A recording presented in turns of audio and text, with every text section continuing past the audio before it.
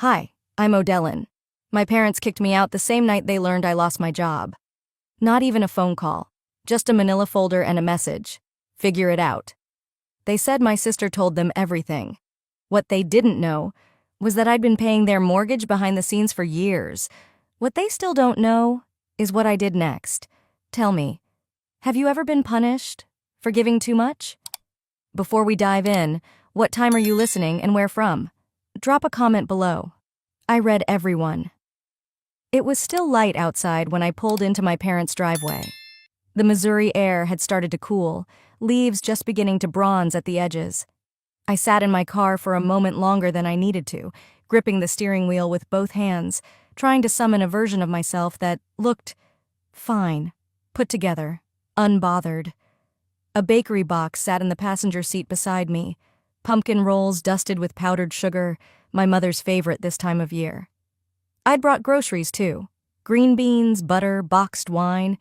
Even after losing my job 3 weeks ago, I couldn't walk into this house empty-handed, not when I'd spent the past decade trying to earn a seat at a table I was born into. Inside, the house was already buzzing. The kitchen smelled like sage and roast chicken. My sister Vera's voice rang out first, high-pitched, performative, followed by a soft laugh from her husband, Glenn. "Oh, Dylan," my mom called from the stove without looking up. "You're early, sweetie. You can set the table." I smiled, swallowing that familiar pang. Of course. Vera was already at the dining room, adjusting place cards. Yes, she made place cards for Sunday dinner now. When I got there, I noticed the seating arrangement immediately. Everyone had a cushioned dining chair, except for one metal folding chair stuck at the end of the table. My name card sat neatly in front of it. I blinked once, then again. "Did we run out of chairs?" I asked lightly. Vera smiled without turning. "Well, you haven't really been around much. Thought it'd make sense for the end." I placed the plates down carefully, pretending the words didn't sting. Dinner began with the usual small talk. Dad griping about taxes, Mom asking Glenn about his consulting firm. No one asked how I was. When we were halfway through the meal, I cleared my throat gently. "So, I have some news." That silenced the clinking of silverware. "I was laid off 3 weeks ago. It was sudden. Department restructuring." There was a pause. Then my mom gasped, but not with worry. "Oh my," she said, sipping her wine. My father looked over his glasses, then down again. Nothing. Not even a "we're sorry." Vera blinked twice, dramatically, then leaned closer to Glenn with a stage whisper loud enough for everyone to hear. "Well, that explains the jeans. I told you she'd be spiraling." I kept my tone steady. "I'm okay. I've been applying. I'm not asking for anything. Just wanted you all to know." That's when Vera spoke. Really spoke. Her voice suddenly sharp, slicing through the room like a cold wind. "That's why I told them you were unreliable. No job, no mortgage, no man." I turned to her. "Excuse me?" She shrugged. "I mean, come on. It's not like you've ever carried real weight in this family." My father chimed in then, eyes still on his plate. "Maybe it's time you stopped depending on us." I nearly laughed. "Depending? I paid your property taxes last year when the house almost went into lien." No one responded. That's when my mother finally looked up, slowly placing her wine glass on the table. "We think it's best if you take some time away. Get your bearings. Figure things out." A chill ran down my spine. Vera stood up and pulled a manila envelope from her purse, sliding it toward me across the table like a waitress dropping off a check. "We packed up your things. Your old room's being converted into a meditation space. Glenn's idea." For a moment, I couldn't breathe. I looked at my father, then my mother, then Vera. Not a single one met my gaze. Then I looked down at the cold metal chair beneath me. Suddenly, it all made sense. I took a long breath, steadying my voice. So this is it. I lose a job, and I lose my family. I didn't yell. I didn't plead. I just stood, the metal folding chair scraping sharply against the hardwood as I pushed it back. I reached for my purse, which was the only thing I'd brought. Out of habit, I guess, not need. And then I said as evenly as I could manage, "Thanks for dinner. I won't stay where I'm not welcome." No one moved. Not a hand lifted. Not a word followed. I walked to the door, my heels sounding louder than usual on the old floor. As I stepped outside into the evening chill, I spotted a U-Haul van parked on the curb. Vera leaned against the porch railing with her arms crossed like she'd been waiting to deliver the final punch.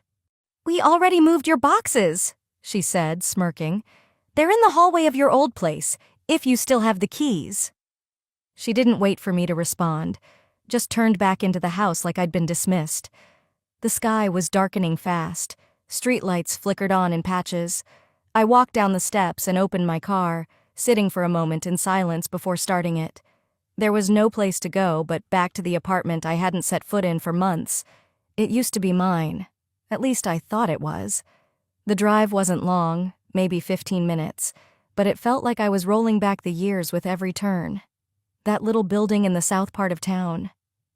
I had bought it back when Mom and Dad were struggling with mortgage payments, using my savings because they were too proud to accept charity.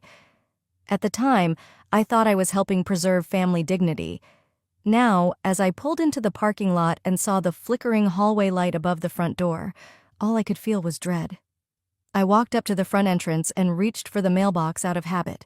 There it was, in block letters, V. Arliss. Not me. My stomach dropped. "Odalyn?" a voice called. I turned to see Mr. Romero from Unit 2B. He gave me a polite smile. "Didn't expect to see you back. Your sister said she owned the place now." I tried to keep my face neutral. "Yeah." Things change fast. Inside the building, I headed toward my old unit. In the hallway sat a stack of cardboard boxes, hastily taped, some leaning, one already half split open. On the side of one box, in thick black marker, someone had written, "Useless stuff." I knelt beside them. There was no lock on the apartment door, just a note taped to it that said, "Utilities off." I let myself in. The air was musty. The space was empty aside from a few scuff marks on the floor where furniture had been dragged out. I leaned against the wall and slid down to the floor, my legs folding beneath me. I didn't cry. I just sat there, listening to nothing. Then I noticed an old file box tucked between two stacks of dishware and tangled cords. I reached over and opened it. Inside were folders, envelopes, old bills, and a sealed white envelope marked "Closing Arliss Unit B2. I opened it slowly. Inside were the original mortgage documents. My name on the deed, my signature, my bank statements showing the down payment, and then the date, March 2017. That unit had been mine. I sat back. My fingers tingled with disbelief. The world spun a little slower as I pieced it all together. Vera had told everyone I left the apartment, told them she'd taken over, told them I gave it up for the family. And then she'd lied about my job, my finances, my mental state, twisting every inch of generosity I'd given them into a rope to hang me with. I stared at the folder. All this time I thought I was invisible, but I was never invisible to them. I was just convenient. And now I was disposable. The early light crept in through the blinds as I sat on the floor, the same envelope still cradled in my lap. Sleep hadn't come. Not really. My mind had replayed Vera's words on loop. "You were always the weakest link." And now here I was, the one they'd left behind but still tethered to everything they benefited from. I finally stood up, brushed the dust off my jeans, and walked to the kitchen. The coffee maker sputtered, stubborn as ever, but the familiarity helped settle my nerves. I opened the envelope again. My name stared back from the page.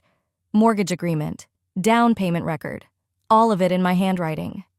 Back then, the house had been on the brink, our parents behind on taxes, threatening to sell. I'd stepped in. I used nearly all my savings. Vera said, "Let's put your name down for now. We'll adjust later when things are stable." I believed her. That phrase would haunt me. I clipped the documents together, grabbed my coat, and drove to the county recorder's office. The parking lot was mostly empty. Inside, the fluorescent lights hummed above rows of beige cubicles. A clerk named Janice greeted me without looking up. "I'm looking for the deed records for 207 Pinewood Circle," I said, handing her my ID. She typed, paused, typed again. Her lips pressed into a line. "Well, Miss Arliss, according to this, the property deed was transferred 3 years ago to a Vera Arliss." My mouth dried out. But I steadied myself. Is the mortgage attached? Janice clicked another few times. It's still under your name. That's not typical. Deed and loan should match unless someone refinanced improperly. Improperly? I swallowed that word like a splinter. Janice printed the file, and I read the numbers. $196,000 still outstanding. Interest climbing, late fees pending. If Vera defaulted, I was liable. The betrayal wasn't just personal. It was legal, financial, lasting. I thanked Janice, walked out slowly, and sat in my car. I needed answers. Not next week, not tomorrow. Today. The bank, where the original loan had been refinanced, was on Main. I walked in, palms sweaty, heart pounding harder than I'd expected. A manager named Mr. Collins greeted me, polite but professional. I'd like to review the mortgage file for 207 Pinewood, I said. I believe there's been a mistake. He asked for ID. Then he disappeared into the back. When he returned, he had a folder in hand and a concerned look. Ma'am, this is unusual. The file shows a refinance was done 2 years ago. The name, Social Security, matches yours. But the signature... He turned the form around. That's not how I sign, I said immediately. No, he agreed. That's why we're careful with this. Would you like to request a fraud investigation? We keep signing footage on file. My mouth moved, but no sound came. He must have taken that as a yes because he began filling out a form. I walked out shaking. Vera hadn't just manipulated our parents. She'd forged my signature, refinanced a property under my financial identity, and left me on the hook. It wasn't just betrayal anymore. It was a felony. Back at the apartment, I closed the door gently behind me and dropped everything to the floor. I didn't cry. That was the strange part. Instead, I sat down and reached for my old leather-bound journal. I started writing. Everything. Dates, conversations, phone calls, transfers, every receipt I'd ever saved. I listed it all in one place. Then I did something I hadn't done in years. I picked up the phone and called a lawyer. I wasn't ready to file anything yet. I just needed to understand what this all meant, what power I really had left. She listened carefully, asked for copies of my documents, and then said something I didn't expect.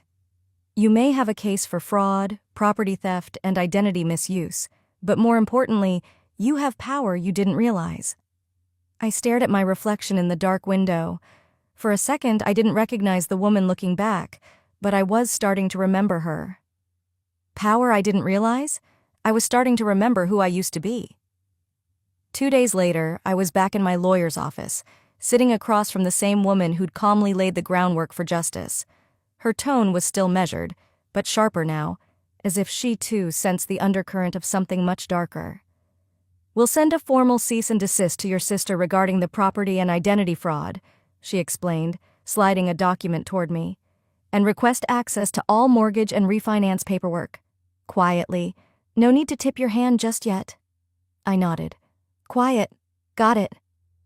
I left her office with that same calm, but it didn't last long. That evening my phone rang. Mom. I hesitated, then picked up. Odellen? Her voice was soft, sugary. I hadn't heard it since the dinner, not since she let Vera humiliate me while she sipped Chardonnay and stared at her plate. We heard you've been asking around about the house, she began. Vera said you're upset. Honey, you're not thinking clearly right now. It's been a hard few weeks for you. There it was, sweet concern laced with poison. I didn't answer, just listened. Always listening. You know, when people are emotionally overwhelmed, they sometimes create problems that aren't there, she added gently. You've always been sensitive. I hung up. The next day, I drove to the house. I didn't call, I didn't knock, I walked in. Dad was in the living room, pretending to read the paper like it was 1983. Mom was folding napkins into swans for a brunch that didn't exist. The scent of lemon cleaner hung in the air. Fake. Sharp. Vera said you're stirring things up, Dad said without looking up. What's going on? You tell me, I said. Why is my name still on the mortgage, but Vera owns the deed? He blinked like he didn't understand English. Vera handled all that? We trusted her. Mom looked up. Sweetheart, we had no idea. Maybe this is just the stress talking, the job loss. You've had a lot on your plate. I'm fine, I said flatly. Well, that's why we called Dr. Murphy, she said, still folding napkins. He's willing to see you, just for a wellness check, nothing serious. My stomach dropped. You what? I asked. It's just concern, she said. You haven't been yourself. The next morning, my phone rang again. Hi, O'Dellin. This is Dr. Murphy's office. Your parents booked you for a stress evaluation. It's standard, just a brief intake. I went. Why? I don't know. Maybe some sliver of me still wanted to believe they cared. At the hospital intake lobby, I checked in. The receptionist handed me a clipboard. There's a release form for observation, she said. I stared at it. 2 pages. Legal language. Then I heard it. A whisper. A nurse passing behind me. You don't have to sign that unless you're here voluntarily. I looked up. The hallway lights suddenly felt too bright. The room too quiet. I stood. I placed the clipboard back on the desk without saying a word, turned around, and walked straight out the door. My hands were shaking when I dialed my lawyer's number. They're not just denying what they did, I said, my voice hoarse. They're trying to erase me. If they wanted to call me crazy, I'd show them what a sane woman with evidence can do. That thought still rang in my ears the following Monday morning as I walked into my attorney's office, heels clicking sharply against the polished floor. I didn't knock. I didn't hesitate. I just stepped in, dropped the thick accordion folder on the desk between us, and took a breath that filled my entire chest for the first time in weeks. Inside that folder, every receipt, every email, every payment stub from the mortgage I had made while my sister smiled for Facebook photos on vacation. There were emails from Vera, time-stamped, begging me to take care of the boring financial stuff because she was drowning in meetings. There were even birthday cards from my parents, thanking me for always coming through. My lawyer, Greg, glanced over the pile without touching it. Then he looked at me. This is more than enough, he said slowly. We'll draft a motion to freeze any transfers or claims on that property. Once the judge sees this, it's going to shift momentum fast. I nodded. There was no triumph in me, just something steadier. Clarity. I'd been gaslit into silence for years, told I was too emotional, too reactive. Now, my silence was intentional, and it was strategic.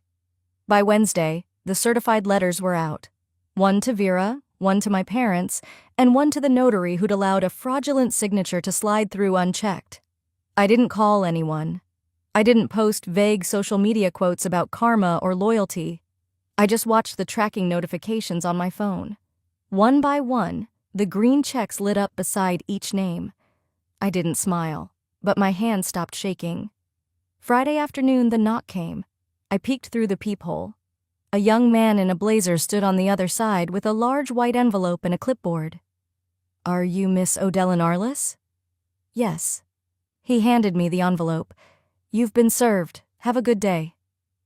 The words didn't hit until the door clicked shut. I slid my finger under the seal, my gut twisting. The pages inside were crisp and thick. The letterhead had Vera's attorney's name, bold and centered. The content? Countersuit. Plaintiff, Vera Arliss. Allegations, emotional distress, defamation, intentional harm, public slander. She was suing me. Me. I nearly laughed, until I saw the final clause, a request for an emergency gag order. They wanted me silenced. The woman who'd been erased from property records, who'd paid every cent and still got shoved off the dinner table. Now they were trying to legally shut me up, like I was some threat, like truth was noise they couldn't tolerate. I sank onto the couch, the papers slipping from my lap to the floor. I reached for my old journal. It had followed me through breakups, jobs lost, family holidays I showed up to with dishes I paid for and smiles I faked. Inside the back cover was a note I'd written to myself sometime last year. I didn't remember the exact day, but the handwriting was mine. If I ever forget who I am, read this. You've survived worse. Don't go quiet now. I let that line settle into my ribs. I wasn't loud by nature. I wasn't the kind to scream or shame or threaten, but I was the kind who kept records, who read the fine print, who noticed things. They hadn't expected me to fight, They certainly hadn't expected me to win. I looked up at the ceiling, the same ceiling I'd stared at the night I learned the house I bought didn't belong to me. "You wanted me quiet," I whispered. "Instead, you handed me a microphone." I woke up to the sound of my phone vibrating endlessly on the nightstand. At first, I thought it was a weather alert, maybe a storm rolling in, but when I grabbed it, I saw a dozen unread messages blinking like warnings. "Girl, are you okay? You're trending on Facebook right now, is this true? Oh, Dylan, what's going on? Call me." I sat up, heart pounding, and pulled my laptop onto my knees. The screen lit up, but what I saw dimmed everything inside me. A gossip blog post, tagged exclusive, was circulating like wildfire. The headline, "Woman Sues Her Own Family After Years of Loving Support." Beneath it, a blurry photo of me, taken years ago, standing outside St. Luke's Hospital, shoulders slumped, eyes red, clutching a folder. The caption twisted the moment.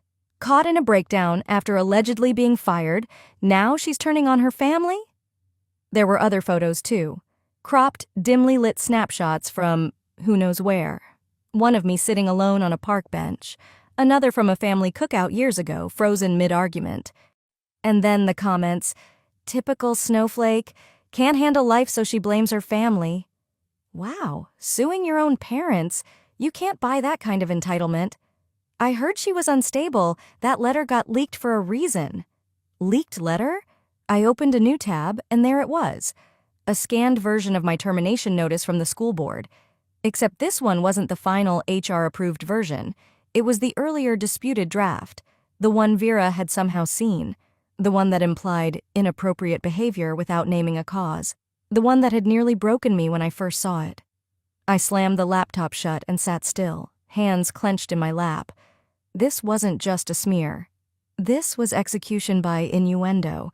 I was watching myself get erased in real time. "They didn't just want to silence me," I said aloud, voice low. "They wanted to erase me." I spent the rest of the morning curled on the couch, not crying, just quiet, like the air had left the room. By early afternoon, I forced myself to check my email. I expected more damage, more echoes of betrayal. Instead, I found a single message with the subject line, "I think I can help." The sender's name was unfamiliar, Marlene Crosby. The body of the message read, "You don't know me, but I worked with your sister. We need to talk. It's not just you." I hesitated for a moment, then replied. "We met that evening in a small corner cafe off Walnut Street, half an hour before closing. Marlene was already seated when I walked in, mid-40s, sharp eyes, tired smile. "You're braver than I was," she said, sliding her phone across the table. "But she's used this playbook before." On the screen were archived emails between Vera and another woman, a former colleague, threads full of flattery turned manipulation, suggestions to "let me handle the contract" or "just trust me, it's cleaner this way." Then came the gaslighting. Lines like, "You must have misunderstood. Are you sure you're remembering that right? Don't embarrass yourself trying to fight this." And finally, "No one's going to believe you anyway." Marlene looked up at me and said, "That last one, that's her signature line." I sat back, swallowing hard. "You saved these?" "I did," she nodded, "because I knew one day I'd need them, and so would someone else." I exhaled slowly, fingertips tapping against the mug in front of me. For the first time in weeks, I didn't feel crazy. I didn't feel weak. I felt seen. And more than that, I felt ready. 2 mornings after Marlene handed me that digital lifeline, I woke with a clarity I hadn't felt in months. No adrenaline, no panic, just focus. I made coffee, opened the blinds in my tiny apartment, and pulled out the stack of documentation I had started compiling that very night.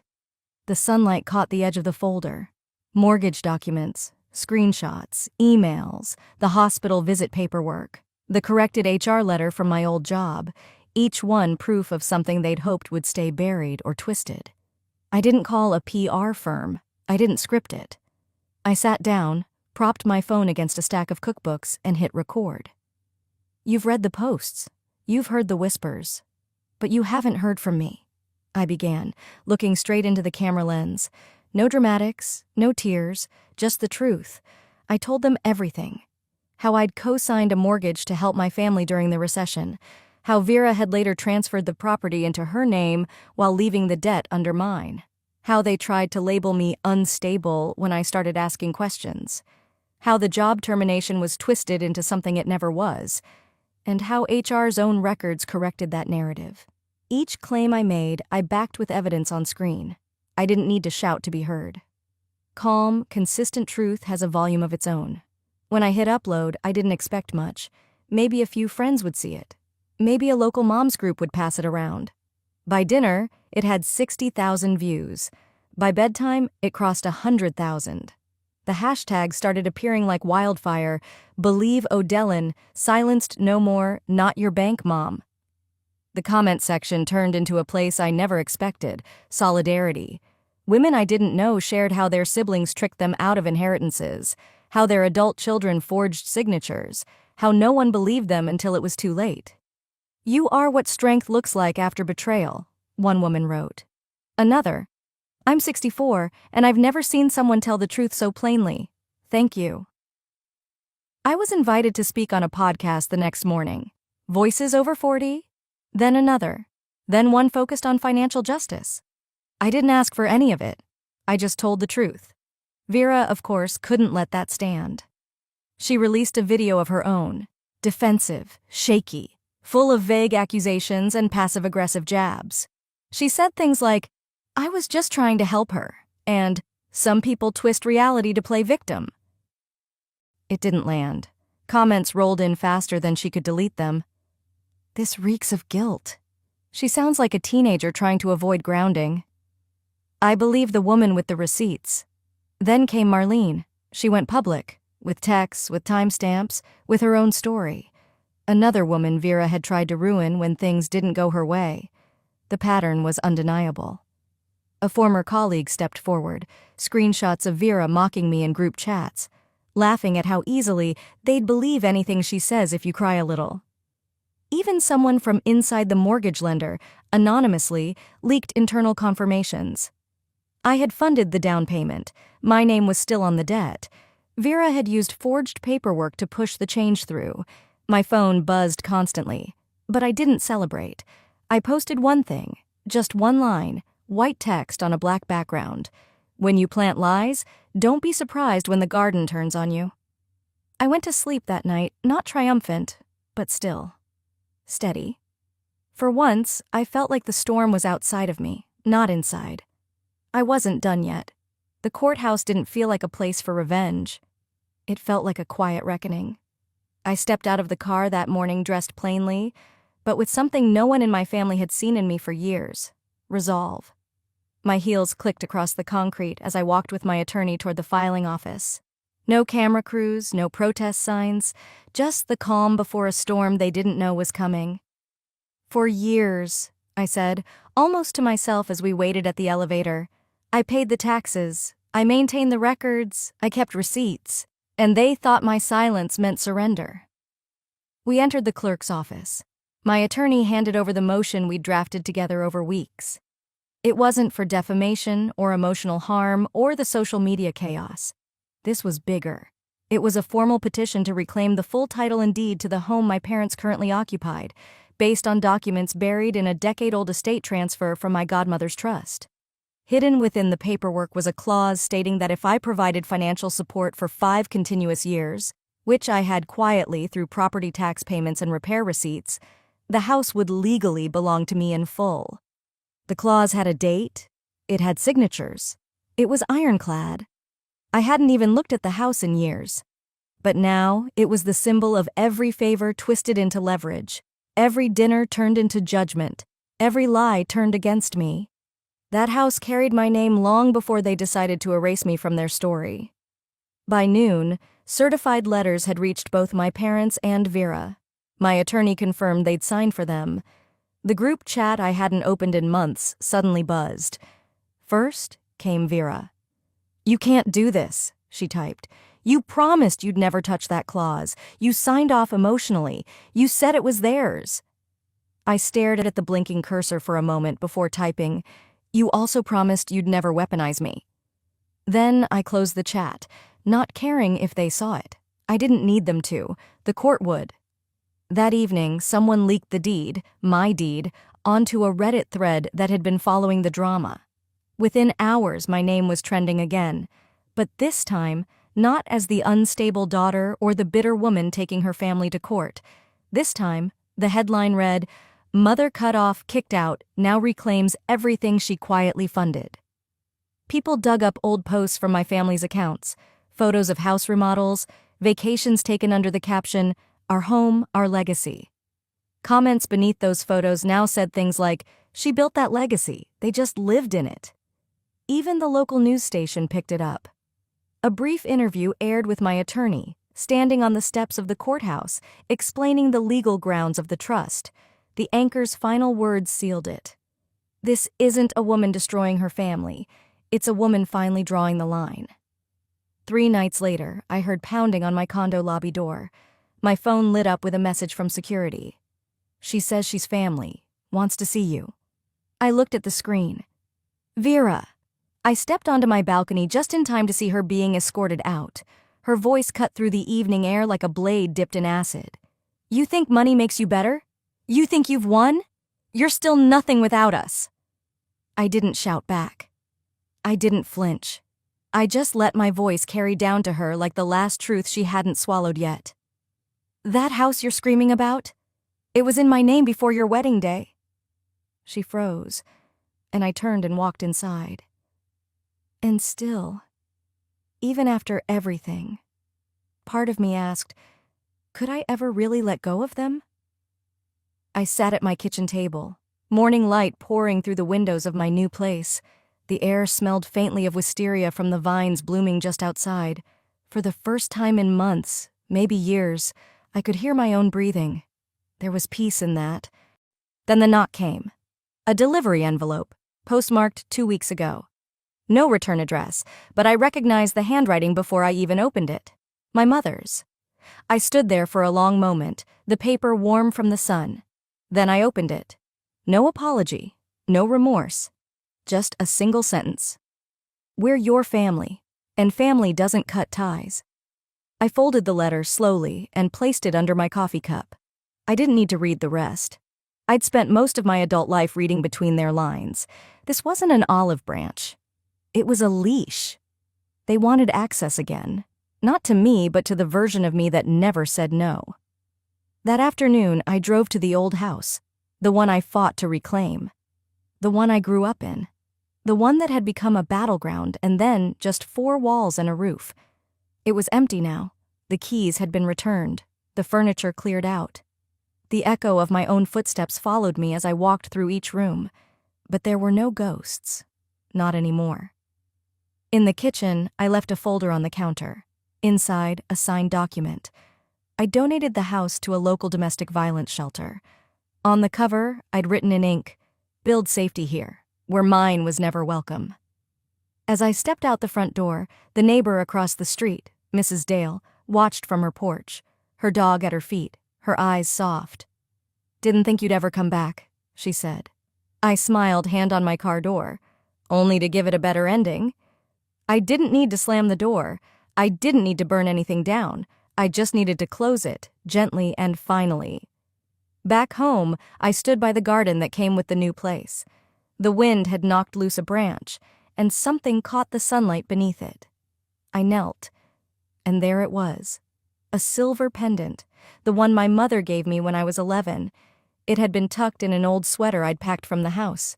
In Chapter 1, I remembered tossing it into a drawer after she'd called it childish. Now, I tied it to a branch above the garden path. "I used to think love looked like sacrifice," I whispered, voice low against the breeze. "Now I know. Real love never demands your silence." That night, I sat with a glass of tea and opened the last page of my journal. No more plotting, no more proving. Just this. I used to beg for a seat at their table, even when it cost me every piece of myself. But the moment I stood up, I realized I could build my own. So no, I don't hate them. I don't need revenge. Because healing isn't about making others suffer. It's about choosing not to. And to the ones still wondering, Have you ever been called ungrateful just because you stopped letting them use you? Tell me your story. I'm listening. Some people call it family. But sometimes it's just a cycle of silence, guilt, and control until you break it. Have you ever had to walk away just to finally breathe? If this story resonated with you, share your thoughts in the comments. And don't forget to subscribe for more true stories of betrayal, resilience, and quiet revenge in the heart of family drama.